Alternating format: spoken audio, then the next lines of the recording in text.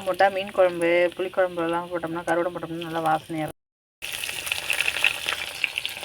வெங்காயத்தை எந்தளவுக்கு நைஸாக கட் பண்ணிக்கிறீங்களோ அந்தளவுக்கு நல்லாயிருக்கும். எங்கள் அம்மா பாட்டி இவங்களாம் அந்த கருவாடெல்லாம் ரெடி பண்ணி சமைக்கிறது சொல்கிறதுலாம் எனக்குலாம் கருவாடைனா என்னென்னு தெரியாதுங்க, என்னென்னு செய்யவும் தெரியாது.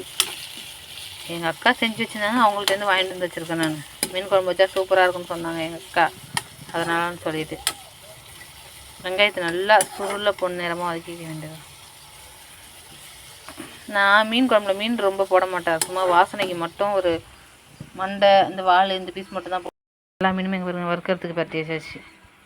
இது வந்து எப்படின்னா மசாலா அரைச்சி நம்ம ஆட் பண்ணி மீன் வறுக்கிறதுக்கு ரெடி பண்ணி வச்சுக்கிறது. சாதம் வெந்துருச்சு.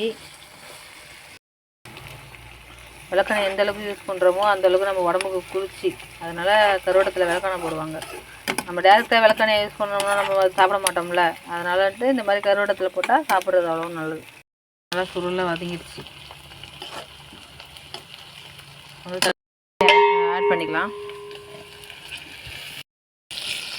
ஒரு தக்காளிங்கிறதுனால நம்ம எந்த அளவுக்கு ஹீட் ஏற்றுறோமோ அவ்வளோ சட்டுன்னு வதங்கிடும்.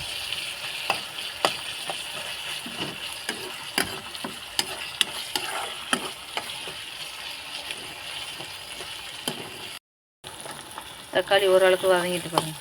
அதுவும் தக்காளி இந்த மாதிரி நம்ம கொஞ்சம் கரண்டியால் ப்ரெஷ் பண்ணி விட்டோம்னா தட்டுன்னு வதங்கிடும். எவ்வளோ சீக்கிரம் வதங்கிட்டு பாருங்கள்.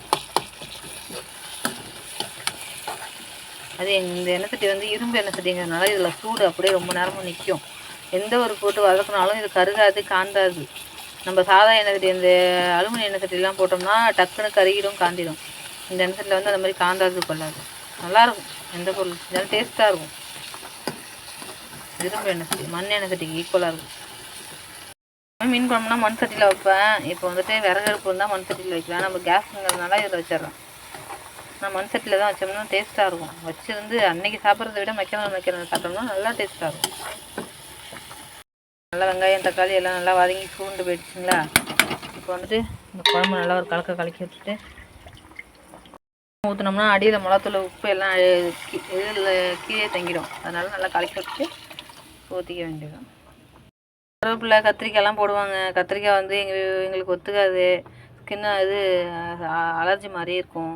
இன்னொன்று கருவேப்பிலை போட்டோம்னா மீன் குழம்பு டேஸ்ட்டே மாற்றி விட்டுரும். அதனால வந்துட்டு கருவாடம் வெங்காயம் தக்காளி மட்டும்தான் நம்ம மீன் குழம்புக்கு ஈஸியான முறையில் வைக்கலாம். அது